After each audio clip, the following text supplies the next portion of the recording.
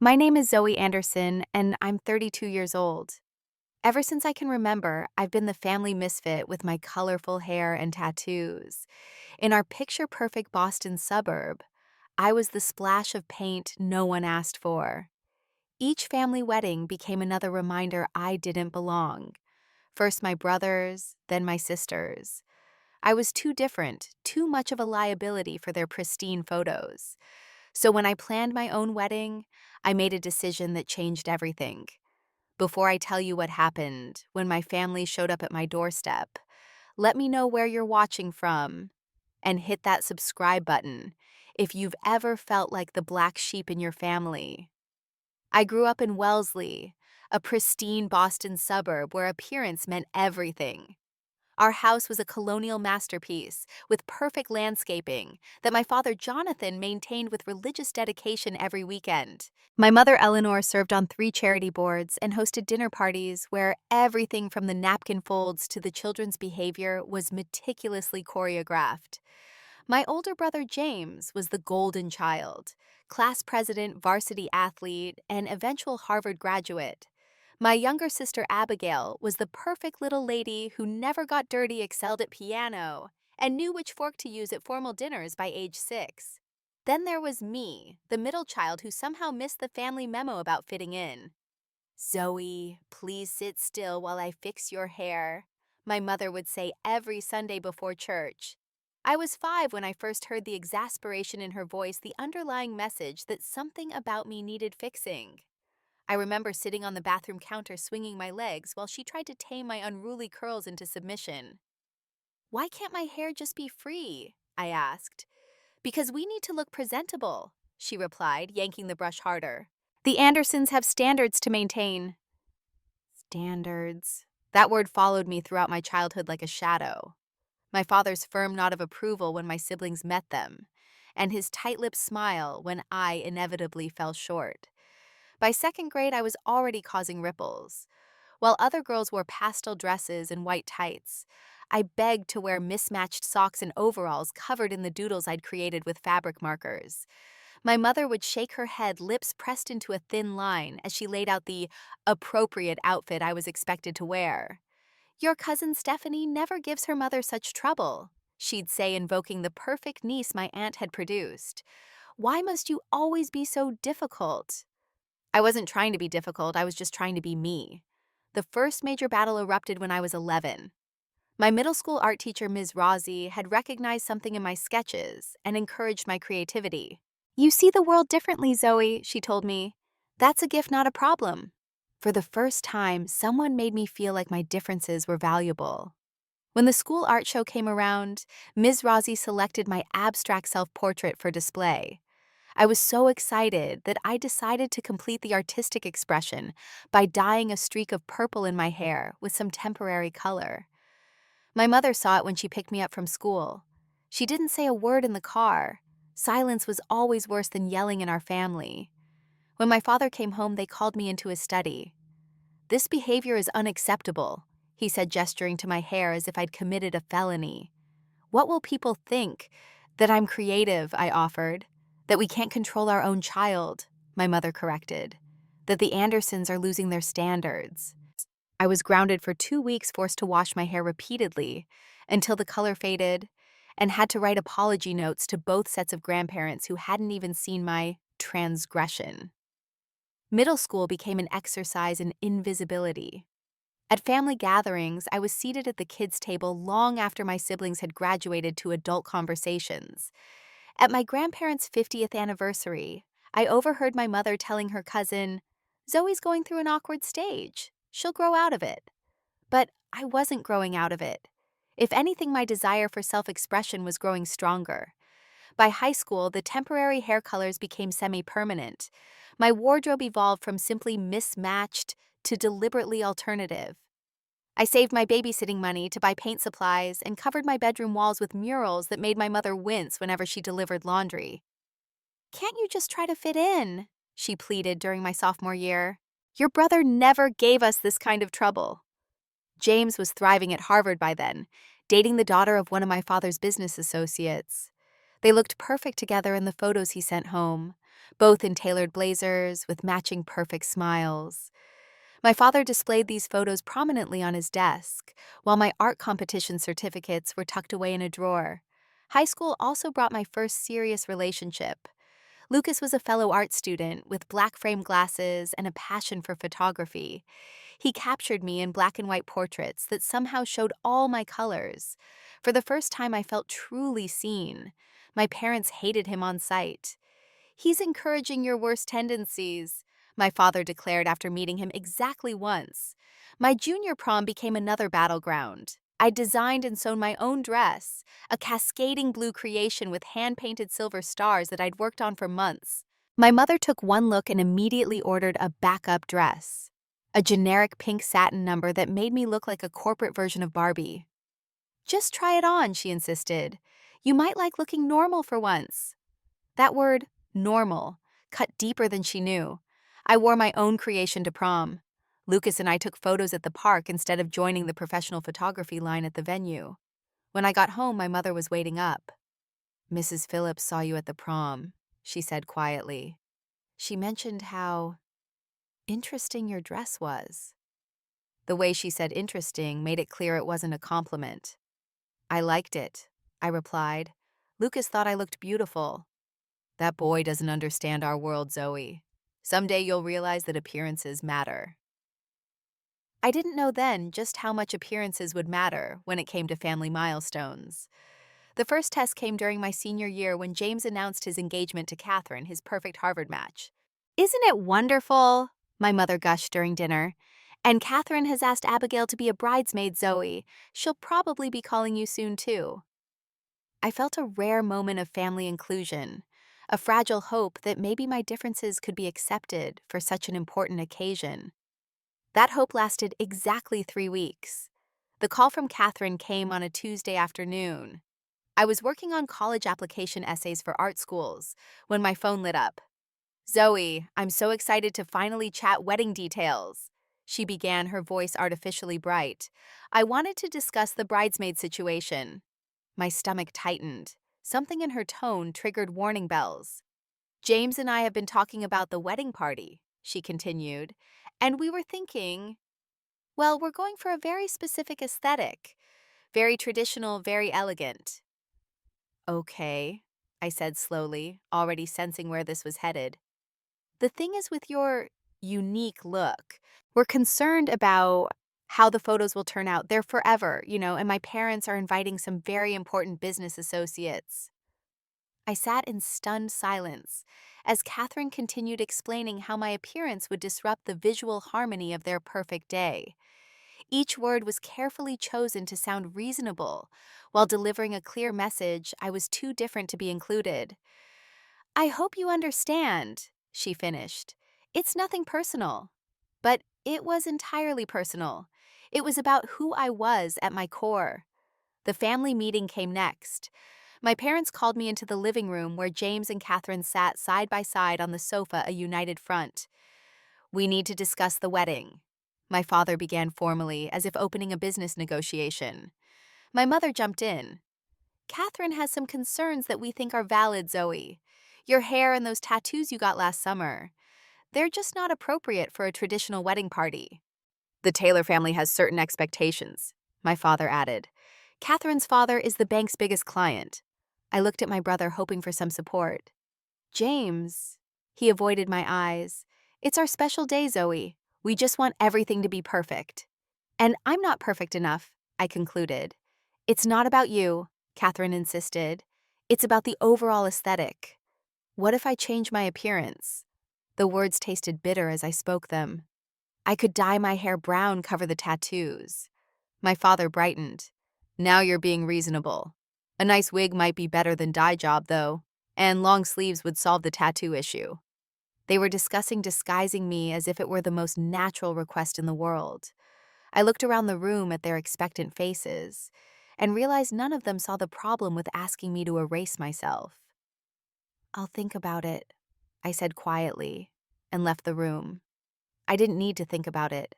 I knew I couldn't do it. Covering myself up would mean agreeing that I was something to be ashamed of. The wedding day itself was an exercise in subtle exclusion. I wore a conservative dress in the family-approved navy blue, but made no other concessions. My turquoise hair and wrist tattoo remained visible declarations of my identity. I wasn't in the wedding party, so I sat in the back row of the church, distanced from where my family was prominently seated in the front. During the reception, I was placed at a table with distant relatives and my parents' work acquaintances rather than with family. "You must be Eleanor's other daughter," said an older woman at my table. "She mentioned you're going through an artistic phase." A phase. At 18 years old, my identity was still being dismissed as temporary rebellion. Later, during family photos, the photographer arranged everyone carefully on the grand staircase of the venue. "Family members only for this one," he called out. I stepped forward along with my parents and Abigail. Catherine's mother cleared her throat. "Perhaps Zoe could take the next set. We want some very traditional shots first." I stood to the side, watching my family pose without me. My father's arm around James's shoulder. My mother beaming beside Catherine, Abigail perfectly poised in her bridesmaid dress. The perfect family portrait minus the imperfect daughter. When I was finally included in a few obligatory shots, the photographer kept repositioning me. "Let's put you on the end here," he suggested, "and maybe turn slightly so the tattoo isn't visible." I left the reception early. No one noticed. The weeks following James's wedding were some of the darkest of my life. I questioned everything about myself. Would it really have been so hard to just be normal for one day? Was there something fundamentally wrong with me that I couldn't just fit in with my own family? I started seeing a therapist, Dr. Torres, who helped me see the situation more clearly. "Authenticity requires courage," she told me, "especially when it comes at a cost." "But they're my family," I argued. "Shouldn't they accept me as I am?" "That would be ideal," she agreed. "But you can't control their responses, only your own. The question becomes, are you willing to diminish yourself to meet their expectations?" I wasn't. That realization led to my biggest decision yet. After graduation, I applied to art schools across the country, deliberately focusing on places as different from Boston as possible. When I received an acceptance to the Pacific Northwest College of Art in Portland, with a partial scholarship, I knew it was my chance for a fresh start. My father was surprisingly supportive of the move. I suspect he saw it as an opportunity to explain away my absence from family functions. My mother worried about practical matters, like how I'd survive in a city known for all those strange people. The night before I left, James came to my room. It was the first real conversation we'd had since his wedding. "I'm sorry about how things went down," he said, not quite meeting my eyes. "Are you really?" I asked. He sighed. "It's complicated, Zoe. Some things are just expected in our circles. And I've never met those expectations." "You've never tried," he countered. I gestured to my packed bags. "Well, now I'm going somewhere I won't have to." He hugged me stiffly before leaving. "Good luck out there. I hope you find what you're looking for." What I didn't tell him was that what I was looking for was simple acceptance. Portland welcomed me like a long-lost friend. The city's motto might as well have been, "Keep Portland weird." And for the first time in my life, I didn't feel like the odd one out. People with colorful hair, visible tattoos, and eclectic fashion sense weren't just tolerated, they were celebrated. Finding housing and employment wasn't easy, though. My partial scholarship covered tuition but little else, and my parents' financial support came with strings attached that I wasn't willing to accept. I bounced between temporary sublets for the first 3 months, working barista shifts and taking commissions for small art projects to make ends meet. My breakthrough came when I answered a roommate-wanted ad for an apartment in the Alberta Arts District. Jasmine Taylor was a 26-year-old web designer with a spacious 2-bedroom apartment and a spare room after her previous roommate moved out to live with a boyfriend. "Your hair is amazing," were the first words she said when I showed up to see the place. Her own locks were wrapped in a colorful scarf, and the apartment walls were covered in local artwork and tapestries. "Thanks," I replied, already feeling at ease. "I just refreshed the color yesterday." "Well, it's perfect timing because the blue matches my kitchen tiles." She laughed. "I'm choosing to see that as a sign from the universe." Living with Jasmine changed everything. She introduced me to her diverse group of friends, showed me around Portland's creative districts, and encouraged me to apply for a position at the gallery where her friend worked. Lunar Arts Gallery is looking for a weekend assistant, she told me over breakfast one morning. Marcus said they want someone with an art background who can talk to customers. The pay isn't amazing, but the connections would be good for you. The gallery owner, Diane, hired me on the spot after seeing my portfolio. You have a unique perspective, she said, examining my work. That's more valuable than technical perfection. We can teach skills, but we can't teach vision. For the first time, my differences were seen as assets rather than liabilities. When I dyed my hair a vivid magenta the following month, my coworkers complimented it instead of wincing. When I designed new tattoos, people asked thoughtful questions about the meaning and artistry, rather than questioning my judgment. My first year in Portland flew by. I excelled in my classes, gained confidence working at the gallery, and slowly built a community of people who accepted me exactly as I was. I started to understand what people meant by chosen family. The people who choose to love and support you without obligation or condition. Phone calls home became less frequent and more strained. My mother mainly called to relay news about people I barely remembered from childhood, or to make thinly veiled suggestions about internship opportunities at respectable companies back in Boston. My father's communications were primarily practical, tax forms I needed to sign, or questions about my student loan statements. During the winter break of my second year, I decided not to go home for the holidays. Instead, Jasmine invited me to join her family's celebration. Fair warning, she said, my family is loud and there are a lot of us, but everyone brings someone so you won't be the only guest. The contrast between the Taylor family gathering and my own family's stilted holiday dinners was stark. Jasmine's parents welcomed me with genuine warmth. Her mother insisted on sending me home with leftovers, and her father spent an hour discussing my latest art project with sincere interest. You're always welcome here, Mrs. Taylor told me as I was leaving. Any friend of Jasmine's is family to us. I cried in the Uber on the way home, overwhelmed by the simple acceptance I'd been denied by my own blood relatives. My art began to evolve, focusing on themes of belonging, family, and identity. For my junior year showcase, I created a series of mixed media pieces, exploring the contrast between biological and chosen families. The exhibition received local press coverage and sold out entirely, giving me both validation and financial breathing room. With my commissions increasing, I was able to launch a small business, creating custom tattoo designs on the side of my gallery work and studies. My client base grew steadily as word spread about my distinctive style and thoughtful approach to meaningful body art. It was during a community mural project in my third year that I met Sam Wilson. The neighborhood association had received funding to transform a neglected wall into public art, and volunteers from the community were helping with the painting. Sam was coordinating the volunteers, his clipboard and organized approach contrasting with his paint-splattered jeans and casual demeanor.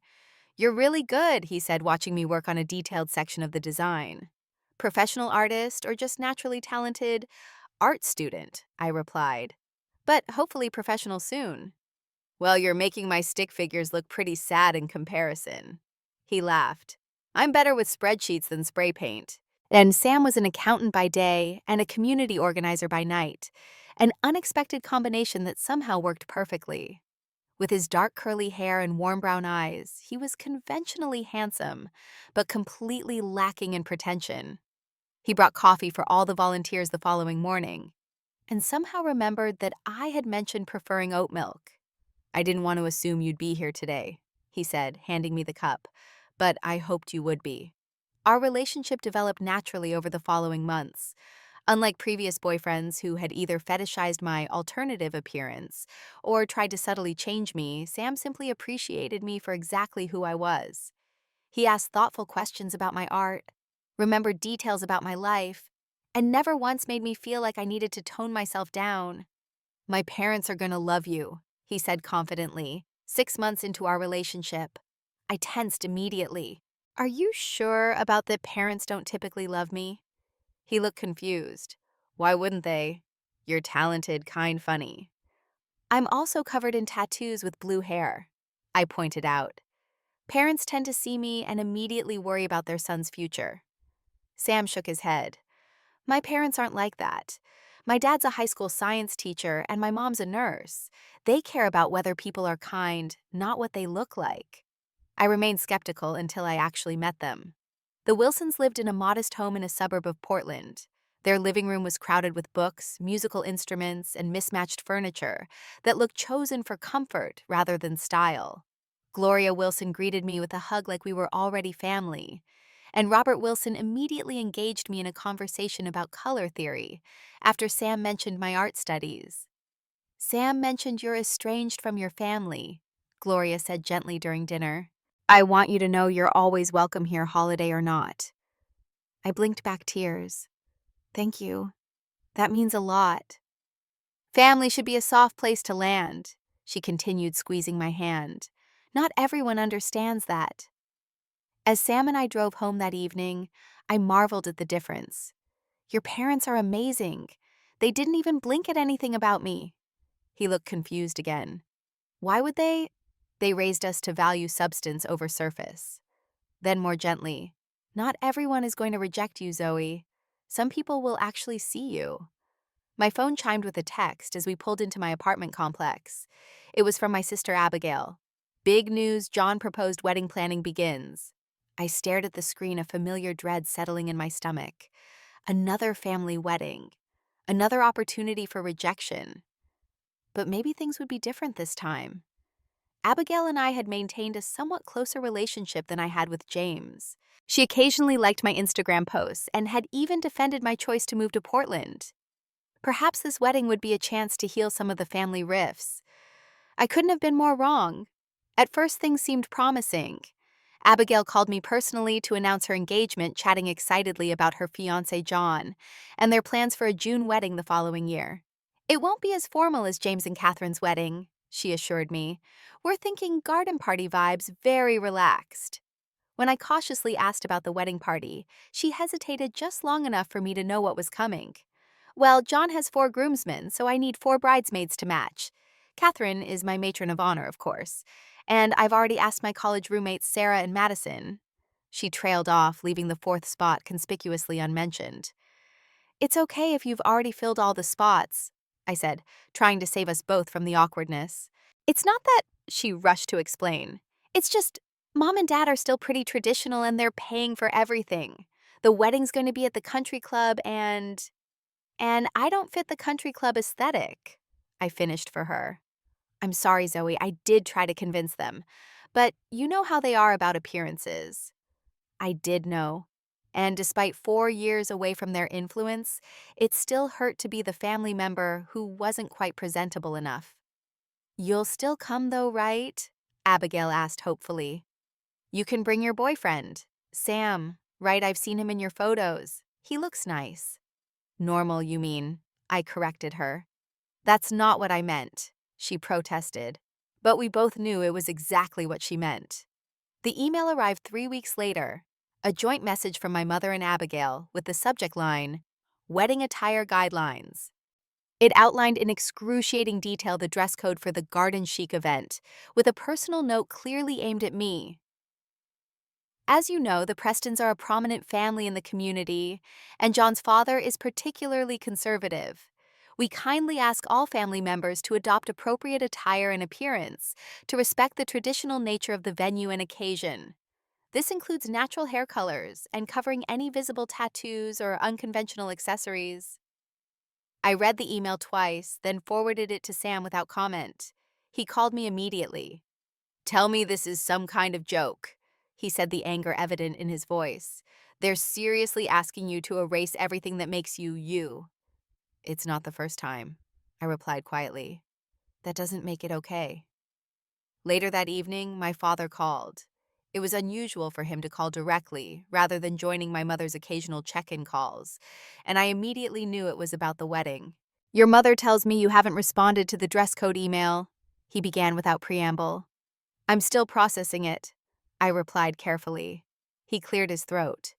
I understand that you have your artistic expression, but surely for one day for your sister's sake you could make accommodations. You mean hide who I am? I mean show respect for the occasion, he countered. Look, I'm prepared to help financially. Hair can be temporarily dyed a natural color. There are excellent products that cover tattoos completely. I'll pay for whatever you need. The clinical way he discussed erasing my identity felt like a physical blow. "And what about next time?" I asked. "Will you pay for me to disguise myself for every family gathering for the rest of my life?" "Don't be dramatic, Zoe. This is about Abigail's special day." "It was about James's special day, too," I reminded him. "It seems like every family milestone requires me to become invisible." "That's not fair. We're just asking for a reasonable compromise." "A compromise would involve both sides giving something up," I pointed out. "What exactly is anyone compromising except me?" The conversation ended in a stalemate, with my father expressing his disappointment, a familiar refrain in our relationship. Abigail called in tears the next day. "Please don't make this harder than it needs to be," she begged. "You know how Mom and Dad get. I'm already stressed about a million wedding details." "I understand you're under pressure," I said, trying to remain calm. "But try to see this from my perspective. You're all asking me to literally change my appearance because you're ashamed of how I look." "It's not shame," she insisted. "It's just, this is how things are done in our world." "But it's not my world anymore, Abby. I've built a life where I don't have to apologize for existing as myself." There was a long pause before she spoke again. "So you won't come?" "I didn't say that. I just won't pretend to be someone I'm not to be there." "I don't think Mom and Dad will accept that." "Then that's their decision to make." The final rejection came in the form of a formal email from my mother, written with all the warmth of a business correspondence. "After careful consideration, we feel it would be best for everyone if you reconsidered attending Abigail's wedding. While we certainly wish you could be part of the celebration, your unwillingness to respect the dress code would create an unfortunate distraction on an important day. Perhaps we can arrange a private family celebration at another time." I was being uninvited from my own sister's wedding because I refused to erase myself. The emotional impact was devastating. Despite 4 years of building my confidence and finding acceptance in Portland, the rejection triggered all my old insecurities. I spiraled into a depression that affected my work, my studies, and my relationship. Sam found me one evening sitting on the bathroom floor sobbing after another difficult phone call with my sister. Without a word, he sat down beside me, pulled me into his arms, and just let me cry. "I don't understand what's wrong with me," I choked out. "Why can't they just love me as I am?" "Nothing is wrong with you," he said firmly. "The problem is theirs, not yours." "But they're my family." "Biology doesn't give anyone the right to treat you this way," he replied. "Family is supposed to love unconditionally. What they're offering is entirely conditional." Over the following weeks, I threw myself into therapy sessions with Dr. Torres, trying to process the latest rejection and what it meant for my future relationship with my family. "You've built a beautiful life here," she reminded me. "People who value the real you, work that celebrates your unique voice, a partner who supports you completely. That's no small achievement." "Then why does this still hurt so much?"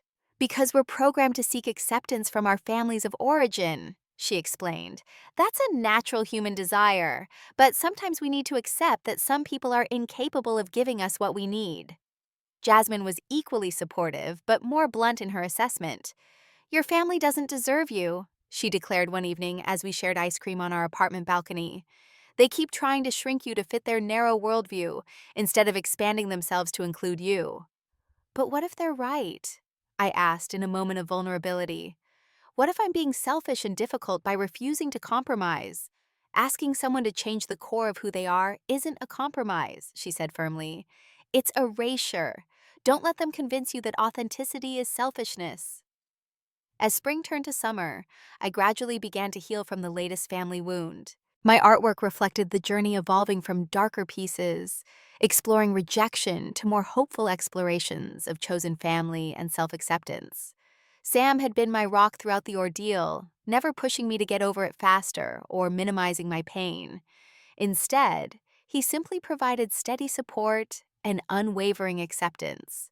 On a crisp fall day, he suggested a hike to my favorite viewpoint overlooking the city and the distant mountain range. The autumn leaves created a vibrant canopy above us as we climbed the trail, and the crisp air felt cleansing after the emotional turbulence of recent months.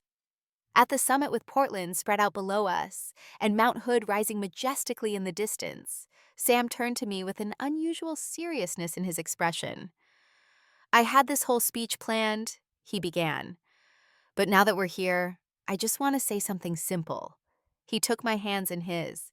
"I love you exactly as you are. Your creativity, your courage, your kaleidoscope hair, and every tattoo. I never want you to change a single thing about yourself for me or anyone else." Then he was on one knee, a small box open in his palm, revealing a ring unlike any traditional engagement ring I'd ever seen. A band of mixed metals twisting together with tiny, colorful stones scattered throughout like stars. "Zoe Anderson, will you marry me and create our own kind of family together? One where everyone gets to be exactly who they are." Through tears, I nodded and managed to say yes. As he slipped the ring onto my finger, I was struck by how perfectly it represented us. Unconventional, colorful, and beautifully unique. That evening, as we celebrated with Jasmine and our closest friends, a shadow of sadness passed through me despite the joy. "What's wrong?" Sam asked quietly. "I was just thinking about what a wedding would look like without my family there," I admitted. "I've been excluded from their celebrations, and now I'll probably be creating one they won't attend." He squeezed my hand. "Whatever you want our wedding to be, that's what we'll create. And it will be filled with people who love us exactly as we are." In that moment, I made a decision. If my family couldn't accept me as I was, I wouldn't subject myself to another rejection. Our wedding would be a celebration of authenticity, not another opportunity for conditional acceptance. The question of whether to invite my family haunted me as Sam and I began discussing wedding plans. Part of me hoped that my own wedding might be different, that perhaps my parents would set aside their preoccupation with appearances for this milestone.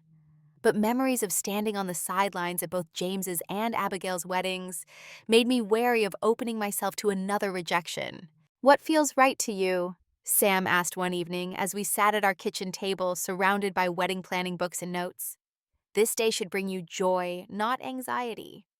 "I keep going back and forth," I admitted. "On one hand, they're still my family despite everything. On the other hand, I can already hear my mother suggesting I tone down my appearance for my own wedding." Sam looked horrified. Would they actually expect that? Almost certainly, and I refused to be a stranger at my own wedding. We decided to create a guest list focused on our chosen family, friends who had supported us, mentors who had guided us, and Sam's wonderfully accepting parents and siblings. Looking at the list of people who truly knew and loved us was clarifying. These were the people we wanted to witness our commitment. With that decision made, the wedding planning became an exercise in authentic expression rather than compromise. We chose the Lunar Arts Gallery as our venue where I had worked for years and where my own artwork hung on the walls. Diane, the owner, was thrilled to host her first wedding in the space. "We'll close the gallery that weekend and transform it completely," she promised. "It's the perfect backdrop for your artistic love story." For my wedding attire, I designed something that celebrated rather than concealed my identity. A vintage-inspired tea-length dress in a soft cream, with hand-embroidered colorful flowers cascading from shoulder to hem. My tattoos would be visible. My hair would be whatever vibrant color inspired me that season, and I would wear the combat boots that had carried me through my journey of self-discovery. Sam planned to wear a charcoal gray suit with subtle pops of color in his accessories to complement my more vivid aesthetic. "Balance," he called it with a smile. "Just like us." We designed a ceremony that would incorporate elements meaningful to both of us. Readings from beloved books, music that had marked important moments in our relationship, and personal vows, rather than traditional ones. Sam's father would perform the ceremony, having gotten ordained online specifically for the occasion. As the plans took shape, I knew I needed to inform my family about my decision not to include them.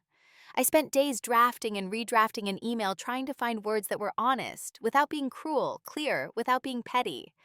After multiple revisions and feedback from both my therapist and Jasmine, I finally sent it. "Dear Mom, Dad, James, and Abigail, I'm writing to share that Sam and I are engaged and planning our wedding for next spring in Portland." After much consideration, we've decided to have a very small ceremony with just our local community of friends. Given the history of family weddings and the ongoing tension regarding my appearance and life choices, I believe this is the healthiest decision for everyone involved. I want you to know that this decision doesn't come from a place of anger or revenge, but from self-preservation and a desire to begin my marriage with joy rather than conflict. I hope you can understand that after being asked to change or hide who I am for previous family celebrations, I need my own wedding day to be a time when I can fully be myself. I'm open to discussing this further if you'd like, and I remain hopeful that someday we can find a way forward that allows for mutual respect and acceptance. Love, Zoe. The responses came in over the following days, each reflecting the distinct dynamics I had with different family members. My mother replied first, her shock evident in every word. "I can't believe you would exclude your own family from your wedding. After everything we've done for you over the years, this is incredibly hurtful. I understand we've had our differences, but family should be present for important milestones. Please reconsider this decision." My father's response was more direct. "This is unacceptable. Regardless of past disagreements, certain obligations to family remain. Your mother is devastated. Call us to discuss this further." James sent a brief message that seemed designed to absolve himself of any responsibility. "Sorry to hear about the wedding situation. Hope you'll change your mind, but it's your call. Congratulations on the engagement." Abigail's reply surprised me with its hint of understanding.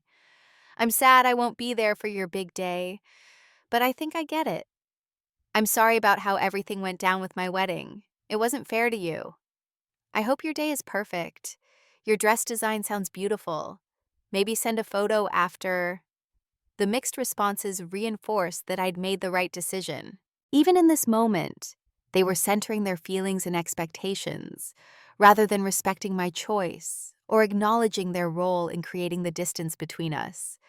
I immersed myself in wedding preparations, creating handmade elements for the celebration that reflected both my artistic sensibility and our shared values. Sam and I designed unique table centerpieces featuring small sculptures, representing different aspects of our journey together. We created a guest book that invited attendees to contribute small drawings or messages that would become part of a collective artwork. Each decision felt empowering, a declaration that we could create meaningful traditions that honored who we truly were, rather than conforming to external expectations. One evening, as I was working on hand lettering our ceremony programs, Sam came home with a thoughtful expression. "I've been thinking about something," he began. "What about creating a display at the wedding that honors different kinds of families? Not just as a response to your family's absence, but as a celebration of how people create meaningful connections in diverse ways." The idea resonated deeply. Together, we designed an installation for the gallery entrance, featuring photographs and stories of chosen families, intergenerational households, found communities, and other non-traditional bonds that sustained people. We invited our guests to contribute their own family stories and photos, creating a powerful visual testament to the many ways people create belonging. As our wedding day approached, I felt a complex mix of emotions: excitement about marrying Sam, pride in the authentic celebration we had created, but also a lingering sadness about my family's absence. Dr. Torres helped me process these feelings without letting them overshadow the joy of the occasion. "It's natural to feel grief alongside happiness," she assured me. "You can hold space for the loss while still fully embracing the celebration." The night before our wedding, Jasmine organized a small gathering at our apartment with our closest friends. As we shared food stories and laughter, I looked around at the community we had built and felt a profound sense of gratitude. These people knew me, really knew me, and loved me because of, not despite who I was. To Zoe and Sam, Jasmine toasted, raising her glass. "Thank you for showing us what it looks like to love authentically and create family intentionally." For the first time in my life, I felt completely seen and accepted. The absence of my biological family still ached, but it no longer defined me. The morning of our wedding dawned bright and clear sunlight streaming through the windows of Jasmine's apartment where I was getting ready. We had decided to follow the tradition of spending the night before the wedding apart, so Sam had stayed with his best friend, while Jasmine hosted me and my two closest friends for what she called a pre-wedding slumber party. "How are you feeling?" Jasmine asked as she helped me arrange my newly dyed teal hair into loose waves. "Surprisingly calm," I replied, examining my reflection. "Like everything is exactly as it should be." My wedding dress hung on the door, the embroidered flowers catching the light. My combat boots polished to a shine, but still unmistakably worn sat beneath it. Everything about my appearance was authentically me. The colorful hair I'd been criticized for, the visible tattoos I'd been asked to hide, the unconventional dress I'd designed myself. A knock at the door interrupted my thoughts. Jasmine returned with a small package in an envelope. "Special delivery from your husband-to-be." Inside the package was a delicate hairpiece, a silver comb with tiny stars and moons that perfectly matched the celestial tattoo on my shoulder. The note read, "To my beautiful Zoe, I can't wait to see you walk toward me today, radiating all the colors that make you uniquely you. Thank you for sharing your authentic self with me. I promise to spend our lives helping you shine even brighter. All my love, Sam." Tears threatened to ruin my carefully applied makeup as I secured the comb in my hair. The thoughtful gift embodied everything I loved about Sam: his attention to detail, his celebration of my individuality, and his unwavering support. Arriving at the gallery an hour before the ceremony, I was overwhelmed by its transformation. The art-filled walls now served as the backdrop for arrangements of wildflowers and twinkling lights. The Family Stories installation stood at the entrance, already drawing attention from early arriving guests. "This is breathtaking," Gloria Wilson said, embracing me warmly. Sam's mother had become a surrogate parent figure over the past year, offering the maternal support I'd always craved. "Sam is waiting in the back room. He's so excited he can barely sit still." Robert Wilson gave me a gentle hug. "We're so proud to welcome you to the family, Zoe, though it feels like you've been part of it all along." I had decided to walk myself down the aisle, a deliberate choice symbolizing that I had carried myself through my journey and was choosing this union from a place of wholeness rather than need. As the music began and guests took their seats, I took a deep breath and stepped into the main gallery space. Sam stood at the front, his face lighting up as he saw me. The love and appreciation in his expression was so pure that any lingering sadness about my absent family melted away. This was exactly where and how I was meant to be. Robert Wilson began the ceremony with words that set the tone for our union. "We gather today to celebrate not just the joining of Zoe and Sam in marriage, but the creation of a new family built on a foundation of authentic love and acceptance. They have chosen each of you to witness this moment because you have seen and valued them for exactly who they are." When it came time for our vows, Sam spoke first, his voice steady despite the emotion evident in his eyes. "Zoe, I promise to love all versions of you, past, present, and future. I promise to create space for your full expression and to stand beside you through every creative endeavor and personal challenge. I promise to build with you a home where authenticity is always celebrated and never compromised. Your courage to be unapologetically yourself inspired me from the moment we met, and I vow to honor that courage every day of our lives together." And my own vows flowed from my heart without hesitation. "Sam, I promise to bring my whole self to our partnership, all my colors, my creativity, my flaws, and my growth. I promise to create with you a family defined by acceptance, rather than expectation, by joy, rather than judgment. I promise to stand firm in my truth while remaining open to your perspective. You saw me when I felt invisible, and I vow to see you with that same clarity and love for all our days." We exchanged rings. Sam's a simple band with a hidden inscription inside reading, "Exactly as you are." Mine a delicate band designed to complement my unique engagement ring. As Robert pronounced us married, our friends and chosen family erupted in cheers and applause. The reception flowed through the gallery spaces, with each room offering different experiences. Food stations featuring our favorite cuisines, a small dance floor where our first dance celebrated finding home in each other, and quiet corners for meaningful conversations. Throughout the evening, guests contributed to our collective artwork, adding sketches and messages that would become a permanent reminder of the community that had witnessed our commitment. Sam's family mingled easily with our eclectic group of friends, his younger brother even getting an impromptu tattoo design consultation from one of my artist colleagues. I didn't notice the newspaper photographer until Jasmine pointed her out. "That's Linda from the Portland Observer," she whispered. "They must be doing a feature on gallery events or something." I thought nothing more of it as the celebration continued. The evening was everything we had hoped for: joyful, authentic, and surrounded by people who truly loved us. As guests began to depart, many stopped to express the same sentiment. "This was the most you wedding I've ever attended." Each time I heard those words, I felt a surge of pride. We had created a celebration that honored our truth, rather than conforming to others' expectations. Sam and I departed for a brief honeymoon to the Oregon coast, spending 3 days in a small cabin overlooking the ocean. Away from wedding preparations and daily responsibilities, we had time to reflect on the significance of what we had created together. "I keep thinking about that family stories installation," Sam said one evening as we walked along the beach. "So many different ways people find belonging." "It made me realize that family isn't about biology or tradition," I replied. "It's about who makes space for your authentic self." We returned to Portland relaxed and ready to begin our married life together. The normalcy of returning to our apartment, unpacking, and resuming our routines felt comforting after the emotional intensity of the wedding. That normalcy lasted exactly 3 weeks. The doorbell rang on a Sunday afternoon as Sam and I were unpacking the last of the wedding gifts. I wasn't expecting anyone, and most of our friends would have texted before stopping by. When I opened the door, the shock nearly knocked me backward. Standing on my doorstep was my entire family. My parents James with Catherine and Abigail with her husband John.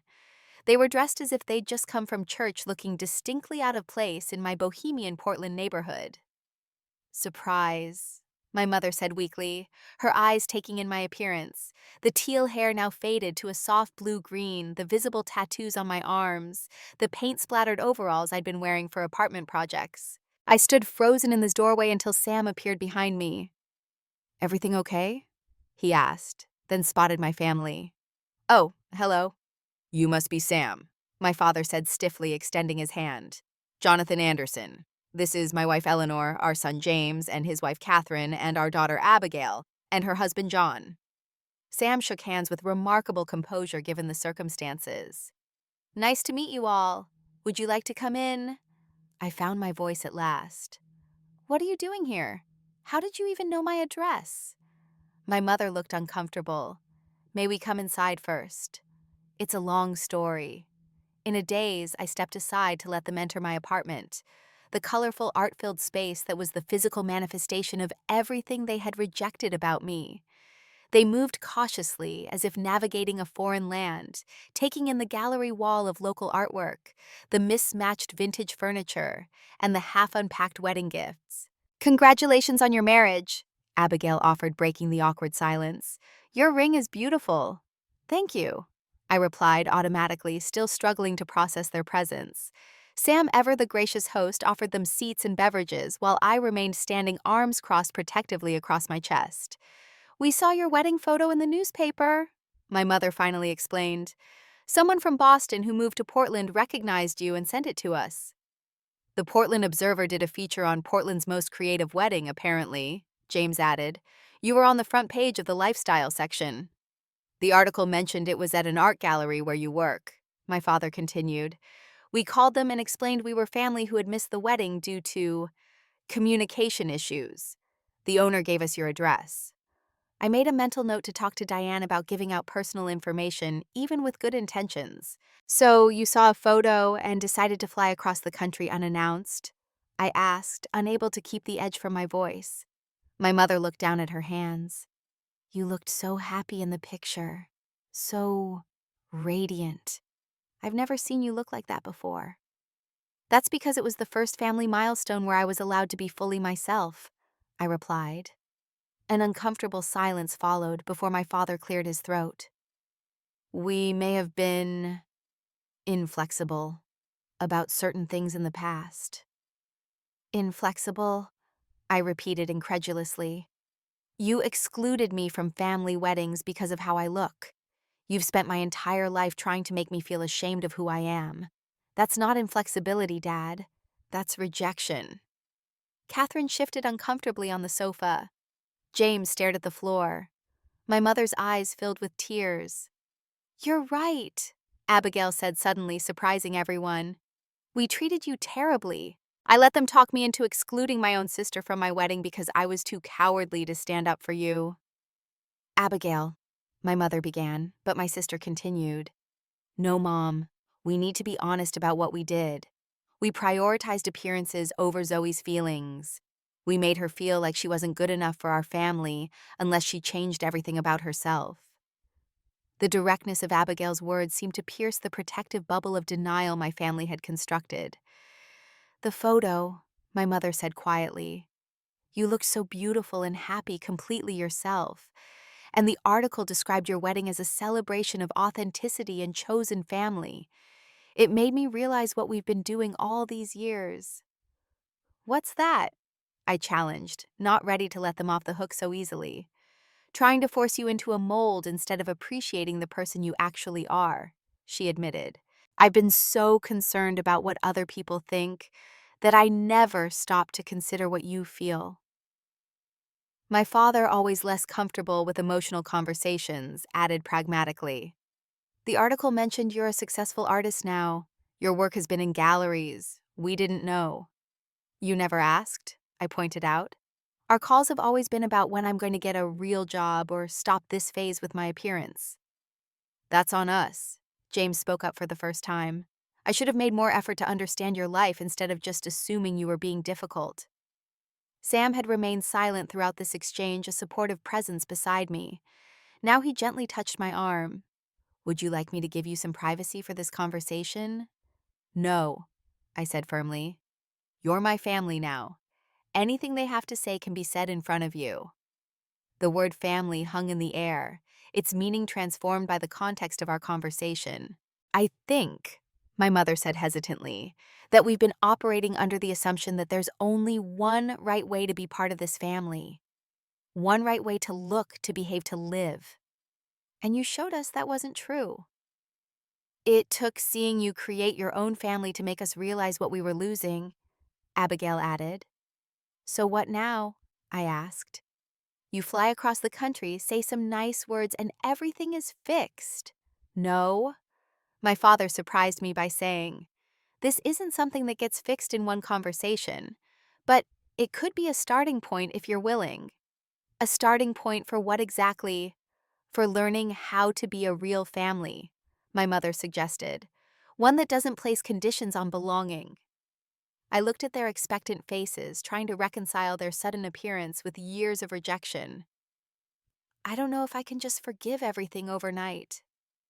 We're not asking for that, my father said. Just for a chance to try again, to do better. Sam squeezed my hand supportively. Whatever you decide, I'm with you. I took a deep breath. I think we need to be very clear about something. I'm not going to change who I am to make you comfortable. My hair will still be colorful. My tattoos aren't going anywhere. My art and my community here are central to my identity. We're not asking you to change, my mother said, and I could see the effort it took her to mean those words. We're trying to change how we see things. It might help, Sam suggested gently, to have some structure for moving forward. Maybe family therapy. To my surprise, my father nodded. That's actually a good idea. A neutral third party could help us navigate this reconstruction. I'm willing to try, I said cautiously. But I need you all to understand that trust has to be rebuilt. It won't happen overnight. That's fair, Abigail agreed. We've got a lot to make up for. As the conversation continued, my family began to reveal small pieces of themselves I had never seen before. My mother admitted she had always had creative inclinations, but had suppressed them to fit into the social world she thought mattered. My father acknowledged that his own parents had been rigidly controlling, and he had unconsciously adopted their parenting style. I had a phase in college where I wanted to be a photographer, my mother confessed. My parents convinced me it wasn't a proper career for someone from our background. You never told me that, I said, genuinely surprised. I buried it so deeply I barely remembered it myself, she replied, until I saw your artwork in that newspaper photo. By the time they left that evening, we had a tentative plan. They would stay in Portland for 3 more days. We would meet with a family therapist Sam recommended. They would visit the gallery where I worked and see my art properly displayed. Small steps toward understanding each other better. As Sam and I closed the door behind them, I leaned against it, emotionally exhausted. "Are you okay?" he asked, pulling me into a hug. "I honestly don't know," I admitted. Part of me wants to believe they can change.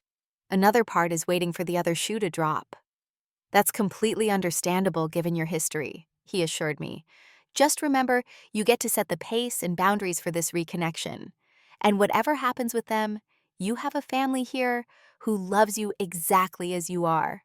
The following days were a strange mixture of tentative connection and lingering tension.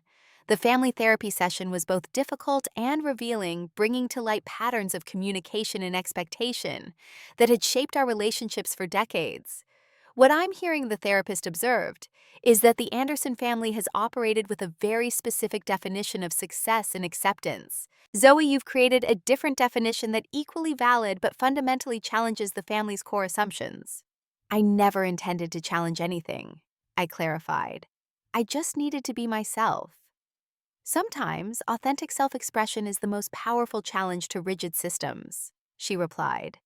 When my parents visited the gallery and saw my artwork professionally displayed alongside other respected artists, something shifted in their perception. My father stood for a long time before a mixed media piece I'd created, exploring themes of belonging and exclusion. "You're very talented," he said quietly. "I should have seen that sooner." My mother's reaction was more emotional. "I can feel the pain in these pieces," she said, tears in her eyes. "Did we cause this?" "Some of it," I admitted. "But art transforms pain into something meaningful. These pieces helped me process everything." By the time my family returned to Boston, we had established a fragile new foundation. We agreed to weekly video calls that would include Sam. My parents would find a family therapist in Boston to continue the work we'd started. We would attempt a family visit during the winter holidays, with clear boundaries and expectations discussed in advance. The rebuilding process was neither quick nor smooth. There were difficult conversations, moments of backsliding into old patterns, and times when I questioned whether real change was possible. But there were also breakthroughs, moments of genuine connection that would have seemed impossible months earlier. 6 months after their surprise visit, Sam and I hosted my entire family for Thanksgiving in our apartment. It was the first holiday I had spent with them in over 5 years. "I'm nervous," I admitted to Sam as we prepared the apartment. "What if it's a disaster?" "Then we'll have learned something important," he said pragmatically. "But I think it won't be. They're trying Zoe, and so are you." The gathering wasn't perfect. There were awkward moments and old tensions that bubbled up occasionally, but there was also laughter, genuine conversation, and a visible effort from everyone to create a new kind of family dynamic. The most surprising moment came when my mother presented me with a small package after dinner. "I found this in the attic when we were cleaning last month," she explained. Inside was a framed drawing I had created at age 7, a colorful, imaginative scene that had apparently won a school art contest. I had no memory of it. "I saved it," my mother admitted. "Even while I was pushing you to be more conventional, part of me always admired your creativity. I just didn't know how to show it." That framed childhood drawing now hangs in our apartment hallway, a reminder of both the pain of the past and the possibility of change. The journey of healing with my family continues. Some days are easier than others. Old wounds don't disappear overnight, and new patterns take time to establish. But the rigid wall between my two worlds, my authentic self in Portland and my role in the Anderson family, has begun to crumble. Through this process, I've learned that setting boundaries isn't about pushing people away, but about creating healthy spaces where relationships can thrive without compromising anyone's integrity. I've discovered that sometimes people can change when they're confronted with the consequences of their actions. And I've realized that while forgiveness doesn't erase the past, it can open doors to a different future. Most importantly, I've learned that being true to yourself isn't selfish. It's necessary. By refusing to diminish myself to meet others' expectations, I created space for authentic connections that ultimately benefited everyone, including the family that once rejected me for being different. My wedding became more than a personal milestone. It became a catalyst for healing wounds I thought would be permanent. By celebrating my authentic self on that day, I unknowingly created a mirror that reflected back to my family what they had been missing all along.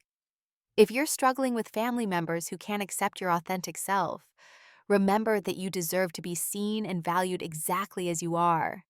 Sometimes creating boundaries is the most loving thing you can do, both for yourself and ultimately for those who need to learn a different way of loving. Have you ever had to stand firm in your authenticity despite pressure to conform? Share your story in the comments below, and remember to like and subscribe for more real-life experiences. Thank you for listening, and remember, the family that truly matters is the one that loves you without conditions.